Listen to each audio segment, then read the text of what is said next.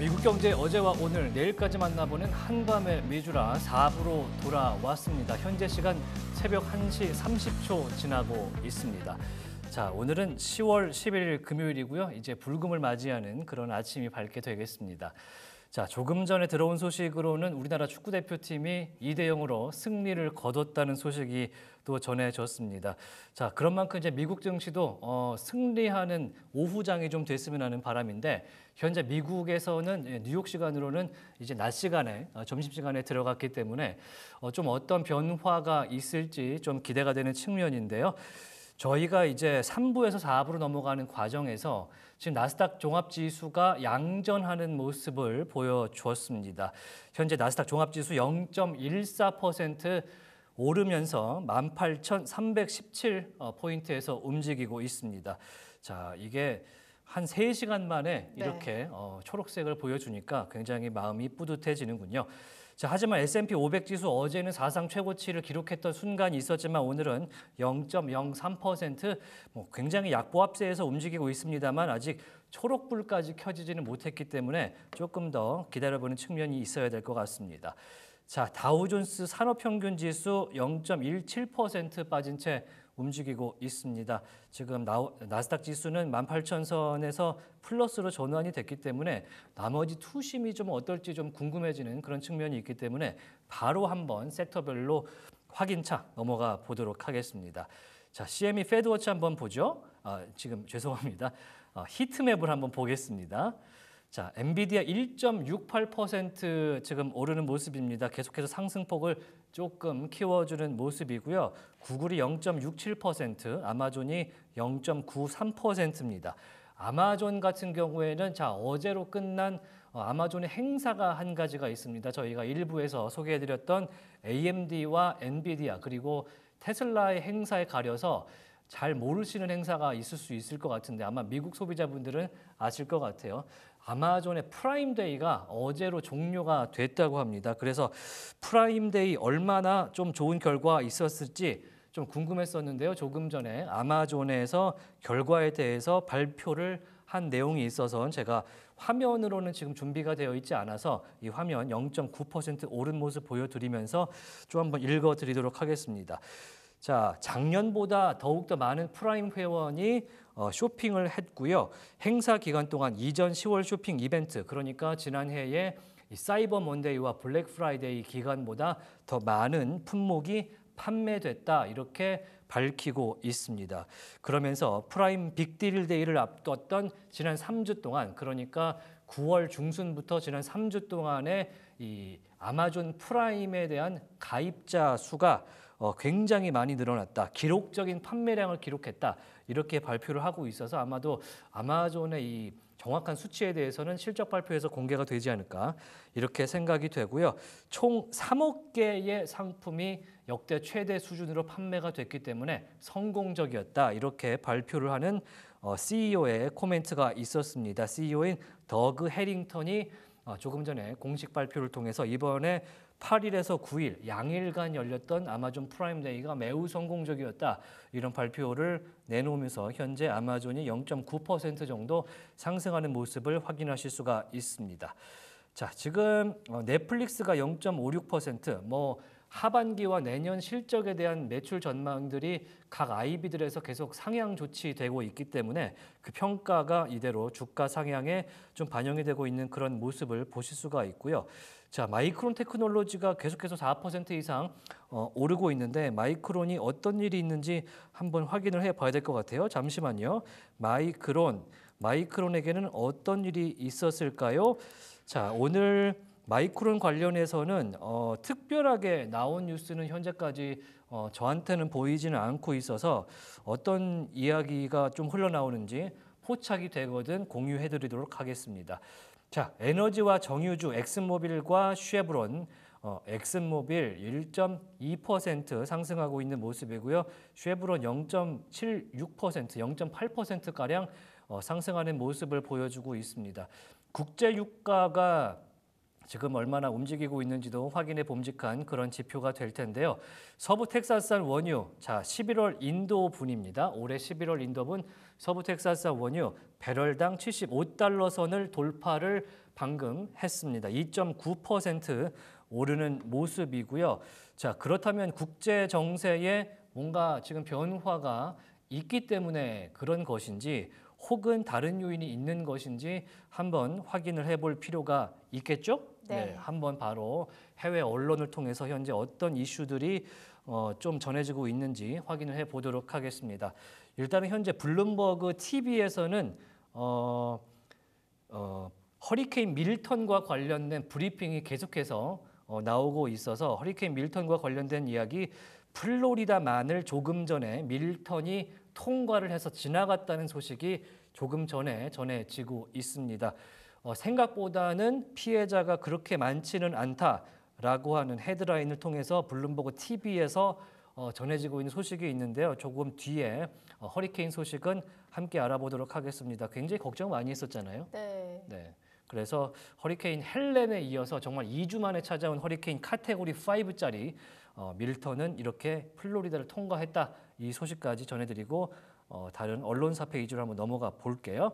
자, 월스트리트 저널 조금 들어온 소식이 있는지 한번 확인을 해보도록 하겠습니다. 1시간 전쯤에 들어온 소식이 한 가지가 있는데요. 일단 이스라엘 offensive leaves quarter of Lebanon under evacuation order. 자, 이스라엘이 레바논 남부 지역에 대해서 대피하라는 명령을 전달을 했다고 약 1시간 전쯤에 지금 나온 소식을 보고 계십니다. 이스라엘 offensively leaves quarter of Lebanon under evacuation order. 그러니까 빨리 떠나라라는 이야기를 했는데 지난번에 제가 보여드린 적 있지 않습니까? 네, 이스라엘이 이렇게 길게 있다면 레바논이 그 위에 있기 때문에 이스라엘이 레바논을 공격하면 레바논의 남부를 공격을 하게 됩니다. 뭐 탄도미사일급 굉장히 장거리 미사일이 아닌 이상 국지전으로 가게 된다면 이스라엘 남부를 타격하는 그런 모습들을 최근 들어서 전면전이 아닌 이상 볼 수가 있었는데 이번에도 마찬가지로 민간인의 피해를 국제사회의 눈치를 좀 봐야 되니까 일단 이렇게 피해 명령을 레바논 측에 내린 뒤에 지금 레바논 영토의 4분의 1이 대피 명령을 받았다. 그러니까 상당히 많은 수의 레바논 주민들이 대피 명령을 받고 있다라고 지금 유엔에서 밝힌 내용으로 확인이 되고 있습니다. 유엔에서 국제연합에서 레바논 영토의 약 4분의 1 정도의 인원이 그리고 면적의 4분의 1이 빨리 대피를 하라라는 명령을 받았다고 유엔 쪽에서 밝히고 있습니다. 사진 같은 거는 보여드리면 안 되니까 빨리 내리도록 할게요. 자, 이스라엘과 레바논 이렇게 해서 지금 국지전이 계속해서 벌어지고 있고요.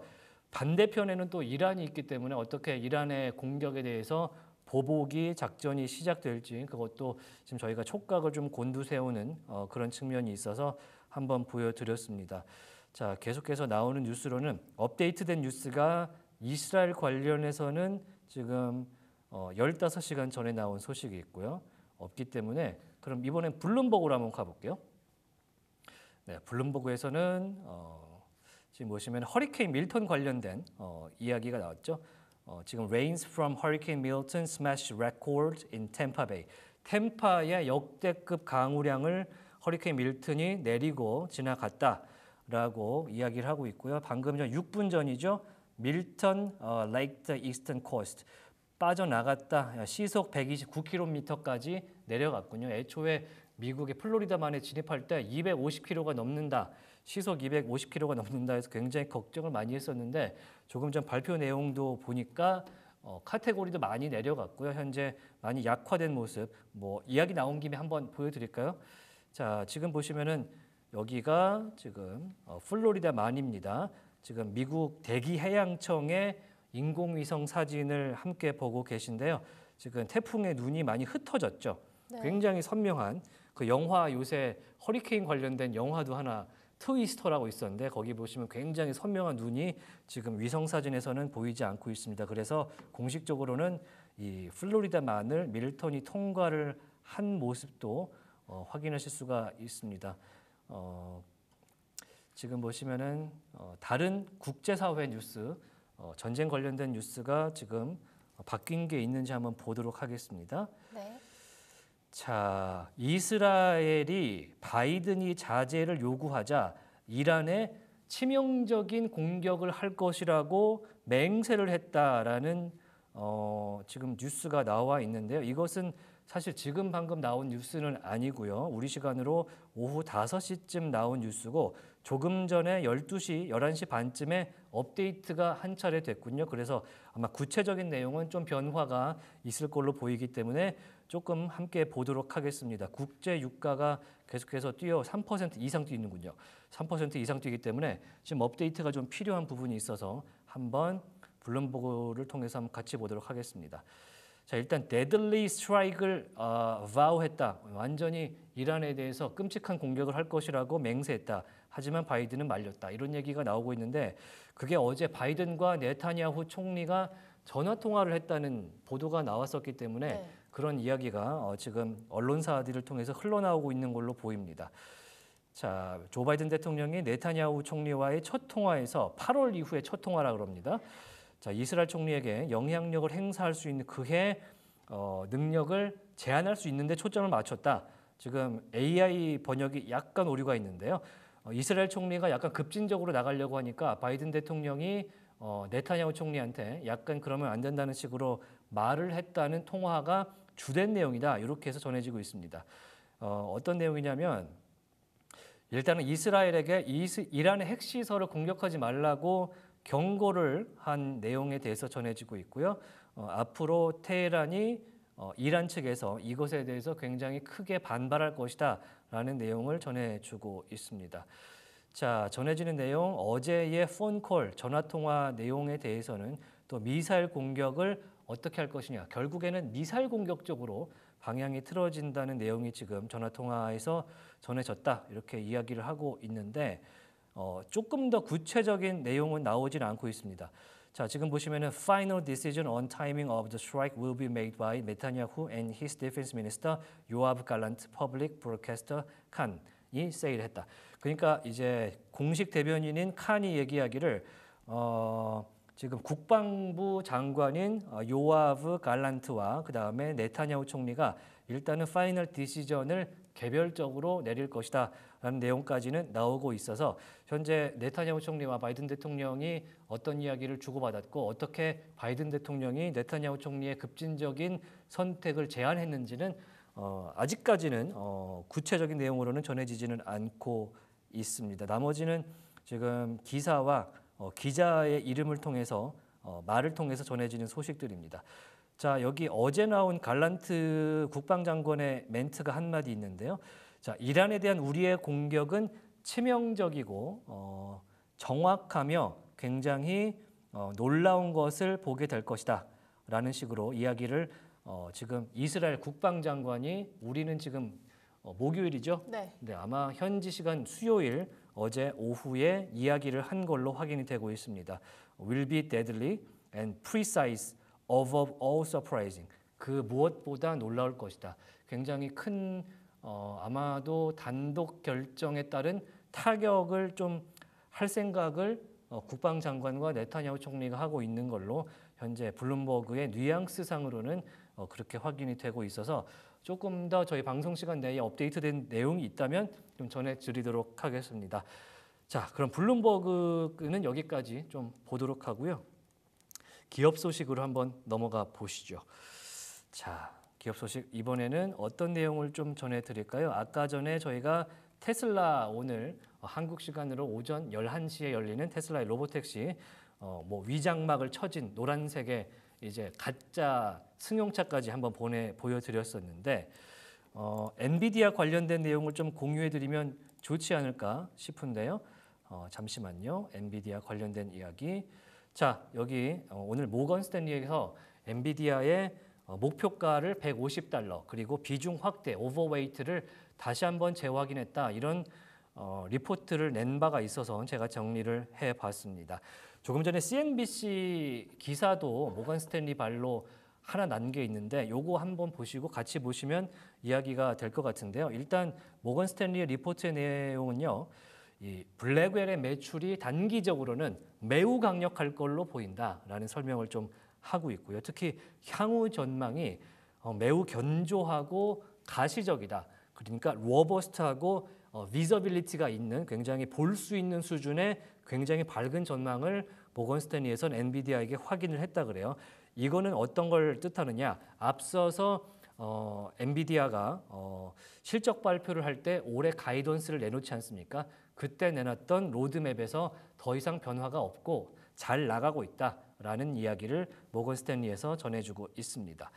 그런데 사실 모건 스탠리에서 이런 걸 걱정을 좀 했다고 합니다. 블랙웰의 초반에 나왔던 버전, 초반 버전의 이 블랙웰 칩셋은 성능은 정말 좋았는데 수율이 낮았다 그래요. 그러니까 칩셋을 이렇게 웨이퍼에다가 올려서 집적해서 만들 때 성능은 잘 나오면 좋은데 이거를 완성하는데 확률이 상당히 떨어졌다. 그래서 문제가 있었고 수율 문제 대부분이 패키징 이후에 확인할 수 있는 거여서 그래서 더 문제였다. 이 패키징이라는 것이 칩셋을 만들고 어떻게 칩셋을 구성해서 블랙웰 서버에 탑재되는 그런 카드까지 만들어내는데 그 패키징이 이루어진 이후에 이 블랙웰의 수율 문제가 확인되면 그때는 뜯어낼 수도 없고 그렇잖아요. 경제적 손실이 엄청나요. 네, 그래서 최근에 이 실적 발표에서 블랙웰의 설계를 바꿨다라고 젠슨 황 CEO가 말한 적도 있는데요. 그런데 요거를 해결했다고 모건 스탠리가 확인을 했다고 합니다. 그래서 1분기에 블랙웰 매출 내년 1분기, 올해 4분기부터 출하가 되니까 확실히 매출이 잡히는 분야는 블랙웰의 1분기가 될 것이고 수십억 달러에 달할 것이며 만약에 클라이언트 고객사 만약에 블랙웰을 사고 싶은데 대기 순번을 번호표를 뽑아놓은 게 없다면 내년 말이나 돼서 받을 수 있다 그래요. 엄청난 수요가 그만큼 있다는 이야기를 모건 스탠리에서 해줍니다. 12개월짜리 풀 부킹이 있는 상태이기 때문에 그와 반대급부로 현재 가장 최신의 칩으로 판매가 되고 있는 호퍼 칩, 그러니까 블랙웰은 아직 공식 출시는 돼서 막 출하가 되는 분위기는 아니고요. 최근에 마이크로소프트가 클라우드 서버에 적용했다고 자랑을 했는데 이게 대량 생산되고 있는 상태는 아니거든요. 네. 그런데 현행 대량 생산되는 이 블랙웰의 전 세대 호퍼 칩의 이 단기 수요가 상당히 증가할 것이다. 이런 설명을 모건 스탠리에서 해주면서 목표 주가 150달러 비중 확대 리포트를 오늘 낸 바가 있습니다. 자, 그래서 상당히 CNBC에서도 이 내용들을 좀 심도 있게 다룬 내용이 있어서 보시는 김에 저와 함께 한번 보시면 좋지 않을까라는 생각이 좀 들긴 하는데요. 모든 기사 내용, 기사가 길더라고요. 그래서 다 볼 수는 없겠지만 함께 보도록 하겠습니다. 자, 모건 스탠리가 엔비디아의 CEO를 만나고 나와서 얼마나 이 탑픽으로 뽑은 데 대해서 확신을 했는지를 가져주는 특집 기사입니다. 이게 CNBC 프로에서만 확인할 수가 있는 기사라서 아마 따로 확인을 해보실 분들은 같이 보시면 좋을 것 같고요. 자, 대강의 내용은 제가 앞서서 장표를 통해서 설명해드린 내용과 굉장히 유사하고 왜냐하면 같은 내용이니까요. 그래서 한번 읽어보겠습니다. 자, 모건 스탠리는 시장 점유율을 확보할 수 있는 새로운 기회를 통해서 엔비디아가 인공지능 혁신의 최전선에 여전히 있다라고 이야기를 한다고 합니다. 그래서 조셉 무어가 이 애널리스트, 오늘 제가 보여드렸던 장표를 만들게 한 그 리포트의 주인공인 조셉 무어 애널리스트가 다시 한번 확인을 했다 그래요. 오버 화이트 등급과 함께 칩메이커 그리고 CEO를 인터뷰를 했다고 합니다. 이렇게 모건 스탠리 같은 IB들이 주가 상향을 하기 위해서 CEO라든지 CFO라든지 CIO를 보통 만나고 미팅을 하는 경우가 있는데 오늘도 그러고 나서 나온 결정이기 때문에 상당히 오늘 주가 상승하고 있잖아요. 네. 그거에 대해서 신빙성 있는 코멘트였다. 이렇게 판단을 하시면 좋을 것 같습니다. 자, 모건 스탠리의 코멘트입니다. We remain very bullish long term. 그러니까 굉장히 다 장기적으로도 굉장히 불리시하다. 상향 전망을 하고 있다. Would concede given the rally that short term upside. 자, 단기적으로도 업사이드를 당연히 랠리를 보고 있고요. 지금 the earning somewhat. 그러니까 수익에 대해서도 그 기준점을 좀 올릴 정도로 단기 혹은 장기 전망에 대해서도 좀 올려잡고 있어서 불리시하게 보고 있다라는 설명을 함께 해주고 있습니다. 그러면서 앞서 설명드렸던 150달러 목표 주가를 여기서 설명해 주는 거고 현재 주가 기준 뭐 이번 주도 그렇고 최근에 회복했던 주가대가 130달러 초반이거든요. 네. 거기서 업사이드가 13.1% 있는 그런 수준의 목표 주가이기 때문에 이 부분 한번 확인을 해 보시면 좋을 것 같습니다. 올해만 167%가 올랐다고 하네요. 굉장히 엔비디아는 정말 최근에 이 IT주의 왕은 왕인 것 같습니다. 그래서 이제 이런 얘기들을 내놓는데요. 여전히 엔비디아가 여지없이 의심할 여지 없이 가장 이 AI 투자의 수혜주인 것이 확실하다라는 이야기를 해주면서 엔비디아의 곧 출시될 이 렉 스케일 제품, 여기는 이제 렉 스케일 프로덕트라고 써 있는데 이게 서버 제품이죠. 네. 여러 가지 칩셋을 서버단에 보면 여러 가지 카드들을 이렇게 꼽아서 큰 냉장고 같이 생긴 서버를 구성하게 되는데 이거에 대해서 최적의 솔루션이다라고 모건 스탠리가 말하는 거예요. 그러니까 저는 이걸 보면서 엔비디아에서 이걸 말해줬나라고 했더니 모건 스탠리에서 이런 수준의 굉장한 극찬에 가까운 이야기들을 해주고요. 특히 NVL 36, 72, 36단, 72단 이 서버 제품에 대해서 상당히 높게 평가를 하고 있다라는 이야기를 오늘 기사에서 함께 전해주고 있습니다. 또한 호퍼칩에 대한 디맨드도 단기적으로는 역시 also drives, 스트롱하게 끌어갈 것이다라는 얘기도 함께 들을 수가 있었던 그런 기사였습니다. 그러니까 이제 엔비디아의 주가가 방금 전에 보신 것 같이 1.7%, 지금은 다소 상승폭을 조금 축소하긴 했네요. 그러면서 엔비디아 1.5%, 아마존, 프라임데이 성공적으로 끌었다고 하는 아마존, 구글 0.74% 오늘은 오르고 있습니다. 자, 이번에 남은 시간 동안 뭐 이채린 캐스터가 오늘 준비한 기업 소식도 들어봐야 되니까 네. 이번엔 어떤 얘기 한번 들어볼까요? 이번엔 애플 이야기 해보겠습니다. 네, 애플 현재 주가는요 229달러에서 움직이고 있고요. 오늘장 0.2% 빠진 채 움직이고 있습니다. 애플 이야기로 함께 만나보시죠. 어떤 이야기일까요? 네, 제프리스 분석가들은 목요일 보고서에서 애플의 아이폰 16에 대한 수요가 여전히 약하다고 했고 주요 시장에서 리드타임이 계속 단축되고 있다고 했습니다. 10월 8일 최근 추적 데이터를 보면 홍콩을 포함한 중국의 7개 도시 전체에서 아이폰 16 프로와 아이폰 16 프로 맥스의 리드타임이 9월 29일 이전 추적 기간과 비교해 3일에서 16일 단축됐습니다. 16 프로의 리드타임은 홍콩을 제외하고 16 프로 맥스보다 훨씬 더 크게 단축됐습니다. 평균적으로 중국 고객은 16 프로 맥스를 받기 위해 23일을 기다리는 반면 홍콩의 대기 시간은 18일입니다. 미국에서 추적한 7개 도시 중 4개는 리드타임이 단축됐고 2개는 변화가 없었으며 필라델피아는 약 2일 증가했습니다. 중국과 유사하게 미국의 16 프로는 16 프로 맥스에 비해 리드타임이 더 크게 단축됐습니다. 이들 지역을 제외한 일본과 영국에서는 리드타임이 약간 늘었습니다. 동시에 홍콩에서 새로운 아이폰 16의 재판매 가격은 16 프로의 모든 병영이 공식 판매 가격보다 계속 낮게 거래되고 있다고 제프리스는 지적합니다. 16 프로 맥스의 경우 12개 모델 중 6개 모델이 공식 가격보다 높게 책정되었던 9월 29일에 비해 현재 모든 모델이 할인된 가격에 판매되고 있습니다. 초기 데이터에 따르면 배송이 시작된 후 2주 동안 16 모델뿐만 아니라 모든 모델의 아이폰 판매가 2자릿수 감소한 것으로 나타났습니다.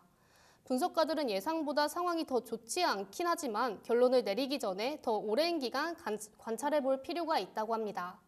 또한 애플이 필요하다면 구형 모델을 더 공격적으로 할인해 판매량을 늘릴 것으로 예상된다고 합니다. 제프리스는 향후 12개월 동안 애플에 대한 신중한 전망을 되풀이했지만 예상되는 AI 개발로 인해 회사의 장기적인 잠재력에 대해서는 여전히 낙관적인 전망을 유지하고 있습니다. 네. 애플의 아이폰 16 시리즈가 이제 뭐 출시된 지 이제 거의 한 달 정도 돼가는 것 같은데 네. 굉장히 성능에 만족하시는 분도 있지만 사실 아이폰 16을 왜 사겠습니까? AI 때문에 사죠. 그렇죠. AI 기능, 애플 인텔리전스를 기대하면서 보통 이제 교체 주기에 들어간 핸드폰을 바꾸게 되는데 최근 나오는 뉴스로는 뭐 애플 인텔리전스가 미국에서는 이제 10월 28일부터 런칭이 될 것이다라는 이야기가 있으나 주된 매출처가 중국이다 보니까 네. 중국이 내년에 시작이 되거든요. 상당히 지금 그런 수요에 대한 저조한 수요, 리드 타임이 짧아진 게 좋아졌다, 공급 능력이 좋아졌다. 그게 아닐 수 있다라는 이야기가 계속해서 나오면서 애플의 주가가 최근에서 좀 흔들리는 모습을 보여주고 있습니다. 오늘 애플 주가 다시 한번 말씀드리면 228달러까지 내려갔군요. 0.3% 빠진 채 거래가 되고 있습니다. 자, 이채린 캐스터와 이야기를 나누는 시간 동안에 현재 3대 미국 뉴욕 증시 중에서 S&P 500도 양전에 성공을 한 모습을 보여주고 있습니다. 자, S&P 500 지수 0.02% 약보합에서 플러스로 움직이고 있군요. 5,793포인트. 과연 52주 최고가가 5,796포인트 어제 찍은 거거든요. 네. 이제 5포인트만 오르면 최고가를 다시 찍을 수 있는데 퍼센티지가 조금 더 오를 수 있을지 한번 저희와 함께 방송 끝날 때까지 확인을 해보시면 좋을 것 같고요. 다우존스가 지금 0.04%, 여기도 이제 오후가 되면서 장 분위기가 조금 바뀌는 것인가 라는 생각이 들고 있습니다. 특히 이제 앞서서 전해드렸던 대로 지금 허리케인 밀턴이 생각보다 무사히 플로리다만을 지났다라는 소식이 전해지면서 전체적으로 약간 안도하는, 전체적으로 뭐 손실액이 어떻게 되고 보험 섹터의 부담이 상당했던 것이 이번 밀턴과 관련된 이야기들인데요. 손실액을 얼만큼 줄일 수 있을지가 좀 관건이었는데 오늘 밀턴이 그렇게 많지 않은 피해액과 사상자, 뭐 사상자가 낮다고 전해지고 있기 때문에 대단히 아쉽기는 합니다만 예측보다는 낮게 나오면서 지금 시장이 조금 자연재해 앞에서는 좀 겸손해지지 않나 이런 생각을 좀 해보도록 하겠습니다. 자, 지금 보시면은 다른 이야기가 있는지 한번 볼게요. 블룸버그 통신 한번 보겠습니다. 블룸버그의 이코노믹스. 아까 저와 함께 보셨던 그 소식, 템파베이에서 최대 강수량을 기록했다라는 소식이 있고요. 나머지 소식은 지금 국제적인 모기지 레이트 뭐 그런 소식들이 좀 들어와 있고 테크 관련 소식 한번 찾아볼까요? 자, 세콰이어가 독일의 지금 무기 드론의 스타트업에 대해서 투자를 했다. 세콰이어 캐피털이 독일의 드론 무기 스타트업에 투자를 했다고 하는데요. 이름이 스타크 디펜스라 그러네요. 스타크 디펜스 어제 많이 들어본 그런 회사인데 이런 소식 아까 전에 들어와 있고요. 자, 그 밖의 소식은 현재 뭐 지금 중동 지역에서 들어오는 소식이 업데이트된 것이 아까 굉장히 치명적으로 보복하겠다는 내용 이외에는 현재 저희 페이지에는 보이지가 않고 있습니다. 월스트리트 저널도 보시면요. 인플레이션과 관련된 이야기로 일면 탑을 장식을 하고 있어서 CPI가 오늘 확실히 시장의 최대 화두였구나라는 점을 다시 한번 상기시켜주는 그런 이야기를 해드릴 수가 있을 것 같고요. 자, 중간에 있는 내용, 저 방송 직전에 나왔던 굉장히 우리 국민들에게 희소식이죠. 소설가 한강님께서 올해 노벨 문학상 수상자로 선정됐다는 소식이 들어와 있습니다. 2000년에 김대중 대통령께서 노벨 평화상을 수상하신 이후에 24년 만에 우리나라 사람이 노벨상을 타는 쾌거를 이뤘다는 소식이 한 2시간 전쯤에 들어왔었기 때문에 이 내용도 확인을 해드리도록 하겠습니다. 자, 그러면 지금 업데이트된 뉴스가 따로 없기 때문에 그럼 제가 한번 제가 준비한 기업 소식으로 한번 점프를 해보도록 할게요.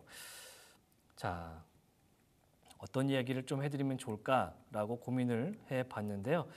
짐 크레이머 얘기를 좀 해드리겠습니다. 기업 소식? 네, 구글 이야기입니다. 어제 구글이 반독점 소송과 관련해서 법무부로부터 아마도 판사에게 전해지는 이 서류 내에 구글을 분할해야 된다라는 이야기가 담겼다라는 이야기가 계속 나오면서 정말 구글이 물적 분할로 찢어지는 거 아니야? 그것도 법원의 판결에 의해서 강제로 찢어지면 어떡하지? 하면서 구글이 상당히 분위기가 좋지 않았는데요.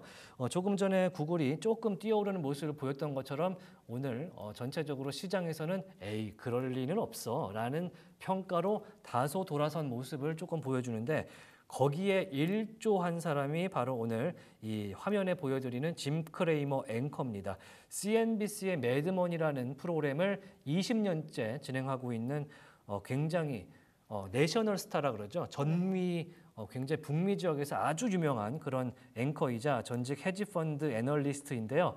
이분이 구글이 나쁘다고 구글 분할에 나는 동의를 하지 않는다. 이런 오늘 방송을 내놓았기 때문에 그거에 대해서 상당히 반향이 있는 그런 기사도 나오고 했습니다. 짐 크레이머의 말이 물론 당연히 정답은 아니겠습니다. 이렇게 얘기합니다. 구글은 공격적인 회사이다. 큰 영향력과 힘도 가지고 있다. 이렇게 설명을 하는데요. 네. 그건 우리가 모두 알고 있고 구글 하면 구글 검색 이걸로 사실은 모두가 다 검색을 요새는 하지 않습니까? 그래서 한국에서도 네이버가 힘들어하는데 그런데 이 나라 미국에서 구글이 나쁜 역할을 한다고 생각하는 사람 없을 겁니다. 라고 매드머니 프로그램에서 이야기를 합니다. 왜냐하면 구글 검색을 생각해 보세요. 자, 세상에서 가장 놀라운 수준으로 거저주는 거 아니겠습니까? 벌겐한다, 거저준다라는 표현을 했고요. 유튜브도 마찬가지다. 유튜브 보는데 돈 들지 않잖아요. 그렇죠. 네, 그런 식으로 구글 검색이 구글이 공격적인 회사이지만 나쁘지 않다라는 이야기를 하고 있습니다. 그러면서 이 DOJ 법무부가 애플에 대해서도 반독점 소송을 진행을 하고 있고 또 유럽에서도 공격을 받지 않습니까? 애플도 걸리는 반독점 소송은 어떤가? 특히 아마존도 똑같이 독점적인 권력을 불법적으로 갖고 있다. 엄청 독점적으로 하고 있는 사업이 아마존에게도 있기 때문에 그거 보세요. 구글만 나쁘다고 생각하지는 않습니다라고 이렇게 예를 들고 있는 거고요. 실제로 불법적이고 독점적이다라고 표현을 하는 그런 뉘앙스는 아니었습니다. 자, 이런 빅테크 회사가 세상에 현재 사실은 부러움을 사고 있다. 그리고 이런 빅테크 회사가 미국 회사인 것이 상당히 다행이다라는 뉘앙스로 이 프로그램에서 이야기를 해주고 있고요. 시장에서 이 구글이 투자자들이 돈을 벌게 하고 이는 굉장히 평등한 것이고 자본주의적이고 또 굉장히 자본주의에 대해서 배울 수 있는 러닝 툴이라는 설명까지 곁들여 줍니다. 만약에 구글이 이 물적 분할이 돼서 찢어지게 된다면 예전과는 좀 다르게 껍데기만 남게 될 것이다. 이런 평가까지 내놓고 있고요. 그리고 앞서서 짐 크레이머가 했던 얘기까지 하나 더 해드리자면 예전에 짐 크레이머가 조 바이든 대통령께서 큰 비즈니스는 나쁜 거라고 생각한다라고 직격탄을 날리면서 미국 전역의 사회면에도 이 발언이 좀 올랐던 그런 논란의 인물이기도 합니다.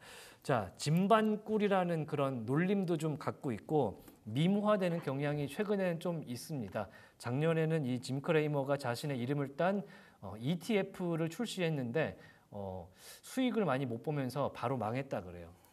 그러면서 짐 크레이머가 찍은 대로 반대로 가면 꿀이다. 이래서 짐반꿀이라는 설명도 가끔 이제 놀림으로 하긴 하는데 아무튼 전 세계에서 가장 돈을 잘 아는 세 명으로 꼽자면 이 짐 크레이머와 워렌 버핏과 전 연준 의장인 앨런 그린스펀 이 세 명을 꼽기 때문에 오늘 구글에 대한 짐 크레이머의 의견 한번 청취해 보시면 좋을 것 같습니다.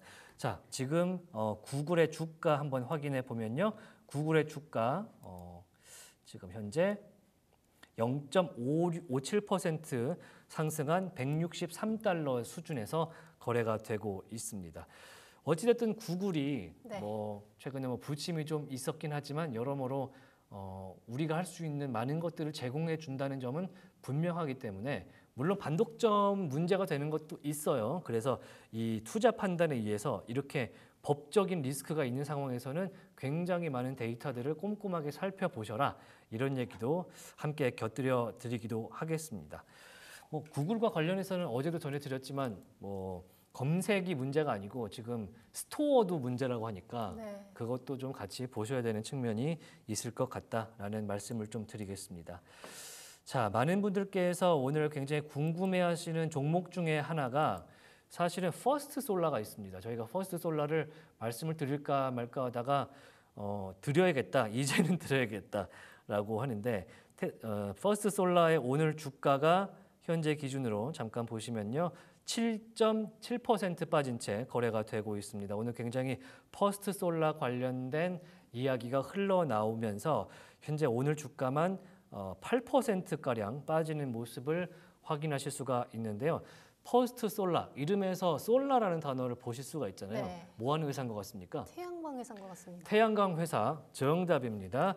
퍼스트 솔라. 예전에 이제 일론 머스크가 지금은 이제 합병됐습니다만 솔라시티라는 태양광 회사도 갖고 있어서 테슬라와 합병이 됐는데 그것과 같은 사업을 하는 회사라고 보시면 될 것 같고요.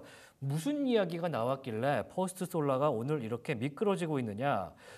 제프리스에서요. 퍼스트 솔라 관련해서 3분기 실적이 월스트리트의 기대치를 충족하지 못할 것이라는 평가를 내놓은 리포트가 있었습니다.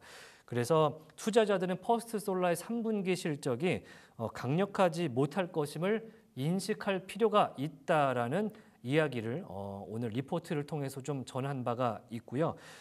그러니까 매출 발생이 지금 지연되고 있고 미국 상무부의 동남아 관련된 지금 조사가 좀 이루어지고 있다고 합니다. 수출 관련된 조사인데 태양광 모듈 가격 상승 압력이 현재 퍼스트 솔라에게 있고 하기 때문에 지금 전체적으로 퍼스트 솔라의 시장 지위에 먹구름이 끼고 있다. 이런 논평을 오늘 제프리스에서 내놓으면서 현재 주가 8% 빠진 채 거래가 되고 있습니다. 7.8% 빠진 채 $208 수준에서 거래가 되고 있군요. 자, 그러면서 제프리스에서 가이던스까지 이야기를 해 줬었는데요.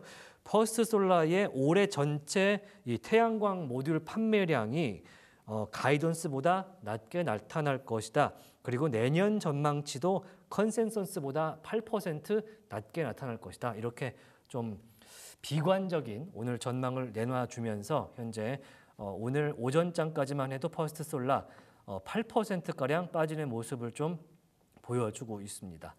사실 퍼스트 솔라가 이제 다들 아시겠지만 해리스 트레이드의 수혜주예요. 해리스 트레이드.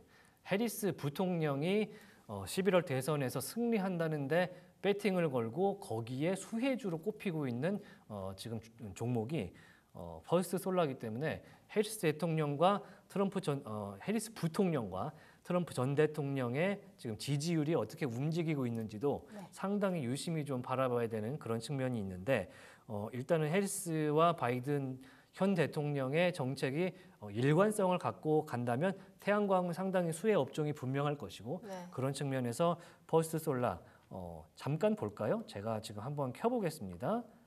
자, 폴리마켓 여론조사가 공식 여론조사는 아니지만 제가 이제 준거로 가끔 보여드리는 이 폴리마켓의 데이터 보시면 자 어제보다 더 벌어졌네요. 더 벌어졌네요. 이거 일부러 장난처럼 이렇게 투표하시는 거 아닌가 싶을 정도인데 해리스 부통령이 43%고요. 자 트럼프 전 대통령이 56.3% 격차가 13%까지 벌어진 상태라서 다시 말씀드리지만 폴리마켓은 공식 여론조사 업체가 아닙니다. 일종의 스포츠 베팅도 하고요. 특히 정치 베팅도 하는 이런 여론의 향방을 좀 알 수 있는 측면에서 전 세계에서 가장 유명한 사이트 중 하나이기 때문에 많은 언론사에서 공유를 하고 있고 참고로 우리나라 대선 때나 총선 때도 여기에 올라와요. 그래서 누가 이길지 이렇게 베팅하고 그런 것도 볼 수 있는데 현재는 트럼프 전 대통령이 해리스 부통령에게 상당히 앞서 있는 모습. 해리스는 동부 해안과 왼쪽에 캘리포니아, 오레곤 그리고 워싱턴에서 승리를 거두고 있으나 진짜 중부를 진짜 트럼프한테 지금 다 먹힌 것처럼 보입니다. 일단은 폴리마켓 상황은 그렇다. 그래서 아마도 제프리스에서도 이런 것들을 좀 의식을 해서 내년 전망을 좀 반영을 하지 않을까라는 생각을 하는데 그러면은 곁들여서 다른 여론조사도 한번 그럼 같이 보는 게 좋지 않을까요? 네, 공식 여론조사 페이지를 한번 열어볼 텐데요. 잠시만요. 화면을 좀 바꿔주시면 제가 한번 열어보겠습니다. 네, 공식 여론조사 중에 ABC 방송 산하의 공식 여론조사 회사가 있습니다. 538이라는 538 제가 538이라고 항상 말씀드리는 538의 현재 프레지던셜 일렉션 관련된 폴입니다. 지금 트럼프가 최근의 조사에서 조금 승수를 거두고 있는 모습들을 조금씩 발견이 되고 있습니다. 그러다 보니까 지금 팽팽하던 입장, 그래도 아까 폴리마켓에서의 뭐 13% 차이까지는 안 나는데 트럼프가 현재 보시면은 1%포인트 차로 앞서는 여론조사, 그리고 동률인 여론조사 보실 수가 있고요. 그 다음에 이거는 언제 겁니까? 자, 옥토버 7일에서 8일 사이 그저께 여론조사인데요. 여기서도 트럼프, 그리고 어떤 여론조사는 그 하루 전이죠. 해리스가 여기서는 이겼었고 그 전에는 트럼프와 트럼프. 그러니까 지금 10월 들어서는 전체적으로 트럼프의 승기가 좀 더 보이는 식으로 여론조사, 이거는 공식 여론조사입니다. 538 ABC 방송 산하에 있는 여론조사 기관에서도 지금 집계를 해보니까 최근에는 해리스보다는 트럼프 전 대통령의 승기가 조금 더 보인다. 이 여론조사를 집계를 해주고 있습니다. 다른 것도 하나 그냥 한번 추가적으로 그냥 빠르게 보면요. 네. 지금 이 추이를 한번 보시면 빨간색이 좀 더 많이 보이지 않습니까? 물론 이 미국 선거, 미국 대선은 대의원제이기 때문에 한 주에서 뭐 투표한 숫자대로 뭐 한 표, 두 표 이렇게 집계를 하는 게 아니고요. 대의원 숫자를 한 방에 다 가져가는 구조이기 때문에 그게 좀 더 차이를 벌리긴 하지만 어찌됐든 전체적으로 여기서 봤을 때는 해리스가 좀 더 우세한 측면이 있군요. 자, 민주당 표가 226표고요. 공화당 표가 219표이기 때문에 270표를 득표를 해야 전체적으로 대의원 득표수에서 이 대선에서 승리를 하는데요. 현재로서는 좀 팽팽한 구석이 있다라고 보여주는 자, 이번 이 해당 여론조사 업체의 현재 라이브 여론조사를 보고 계십니다. 조금 현지에서는 좀 복잡할 것 같습니다. 일단은 대선이 한 달이 채 남지 않았기 때문에 어떤 향방을 가져갈지 저희도 이 미국 증시를 전달해드리는 입장에서 굉장히 흥미롭게 보고 있다. 이런 말씀도 좀 드리도록 하겠습니다. 자, 그러면은 이제 기업 소식 하나 더 보면 좋을 것 같은데요. 이번엔 어떤 소식 좀 볼까요? 아까 저보고 운동을 안 하겠다, 안 할 것 같다 했던 그 룰루레몬. 네. 룰루레몬 보통 다들 이제 요가복 브랜드로 알고 계신데 요새는 스포츠웨어 쪽으로 많이 세팅된 룰루레몬 이야기 한번 들어볼게요. 네, CFRA 분석가들은 룰루레몬의 주식 평가를 강력 매수에서 보유로 낮추고 목표 가격을 400달러에서 280달러로 낮췄습니다. 다운그레이드는 CFRA가 홀리데이 시즌을 앞두고 룰루레몬이 직면한 재고 문제에 대한 우려를 반영한 것입니다. 이러한 문제는 잠재적으로 3분기와 4분기에 회사의 매출에 영향을 미칠 수 있습니다. 분석가들은 다양한 연령대의 소비자에게 룰루레몬이라는 브랜드가 강력한 공감을 얻고 있다는 점을 들어 룰루레몬에 대한 장기적인 긍정적인 전망을 유지하고 있습니다. CFRA는 또한 해외 시장, 특히 중국 본토에서 회사의 성장 잠재력을 인정하고 있지만 단기간 내에 적절한 제품을 시장에 출시하는 데 어려움을 겪을 수도 있다고 판단하고 있습니다. 룰루레몬은 오랫동안 기대했던 제품 출시와 아메리카 대륙 성장 둔화로 인해 연간 전망치를 낮추고 8월 말에 2년 만에 처음으로 매출이 예상치를 밑돌았다고 보고했습니다. 룰루레몬은 이제 연간 순수익을 103억 8천만 달러에서 104억 8천만 사이로 예상하고 있는데요. 이는 이전 범위인 107억 달러에서 108억 달러로에서 감소한 수치입니다. 룰루레몬은 또한 예상 EPS를 이전 추정치인 14.27달러에서 14.47달러로부터 13.95달러에서 14.15달러로 조정했습니다. 네, 룰루레몬이 사실은 쉽지가 않습니다. 뭐 최근에 경쟁사로 손꼽히고 있는 회사들이 성적이 좀 잘 나오고 있고 네. 그다음에 요가복 브랜드로 특화를 했으면 좀 좋았을 텐데 스포츠웨어 시장에서 승부를 하겠다 하면서 뭐 룰루레몬 매장 가보시면 굉장히 평상복도 많고요. 네. 그러니까 일종의 나이키와 아디다스와 경쟁하는 관계가 돼버린 이상에서는 쉽지 않다 이런 느낌을 좀 갖게 되는 그런 측면이 있습니다. 아무튼 룰루레몬 한번 입고 운동해 보시면 좋을 것 같습니다. 네. 자, 조금 전에 새벽 1시 반 그러니까 저희 방송 4부 시작을 하면서 자, 어드밴싱 AI AMD의 행사가 시작이 됐습니다. 제가 조금 전에 살짝 구경을 했는데요. 유튜브를 제 보조 모니터를 통해서 어떻게 이야기가 나오나 봤었는데 리사수 CEO가 나와서 인사를 하고 지금 순차적으로 임원들이 새로운 전망에 대해서 이야기를 하는 그런 순서를 가지고 있는 걸로 확인이 되고 있습니다. 스트리밍이 진행이 되고 있는데요. 만약에 투자자분들께서 궁금하시다면 AMD의 어드밴싱 AI 행사도 함께 보시면 좋을 것 같습니다. 자, 지금 시간 오전 1시 44분 40초 지나고 있습니다. 저희 오늘 한밤의 미주라 방송 한 2분여 정도 남았거든요. 그래서 마지막으로 짧게 제가 오늘 정리를 하면서 어떤 이야기를 해드리면 좋을지 생각을 해봤는데요. 일단 짧게 오늘 발표가 났던 실적 발표 소식 공유를 해드리면서 마무리를 하는 게 좋을 것 같습니다. 일단 델타 항공이 실적 발표를 했습니다. 4분기 가이던스 그리고 수요 감소 속에 증가를 좀 예상을 했다. 가이던스가 지금 1.60 그리고 1.85달러가 EPS가 잡혀 있는 걸로 델타 측에서는 이야기를 했는데 이 점이 이제 상단이 시장 예상치보다 좀 더 높게 전망되고 있는 부분이 있어서 그래도 실적 앞으로 4분기에 나올 실적 가이던스는 조금 더 높게 나왔습니다. 다만 이제 시장이 예상했던 EPS 주당 순이익은 시장 예상치를 하회했고요. 3분기 실적이요. 매출액 같은 경우에는 시장에서는 146억 7천만 달러를 예상을 했었는데 이번에 145억 9천만 달러를 발표를 했습니다. 하지만 델타항공이 주가가 프리마켓도 마찬가지고요. 이제 본장 들어와서도 심하게 빠지지는 않는 것이 얼마 전에 크라우드 스트라이크라는 우리가 이제 상장사 유명하지 않습니까? IT 솔루션 회사에서 문제가 생기면서 윈도우 기반 전산망들이 마비가 됐었습니다. 그때 약 5천여 대 이상의 항공기 예약이 취소가 되는 사건이 있었기 때문에 이런 매출 감소도 반영이 된 것 오늘 델타항공 투자하실 때 확인을 하시고요. 도미노 피자도 매출 예상은 하회한 모습도 보이면서 마무리가 됐습니다. 그래서 오늘 실적 발표한 델타와 도미노 투자하실 때 좀 신중한 그런 의견을 갖고 투자하시면 좋을 것 같습니다. 자, 이렇게 해서 오늘 저희가 준비했던 한밤의 미주라 마칠 시간이 됐는데요. 오늘 장세가 좀 요란했던 시작이었고요. 오후 들어서 지금도 3대 지수가 다시 빨간색이 들어왔습니다. 변동성이 심하니까요. 오늘 끝까지 성투하시기를 바라겠습니다. 자, 저희는 여기서 물러가겠습니다.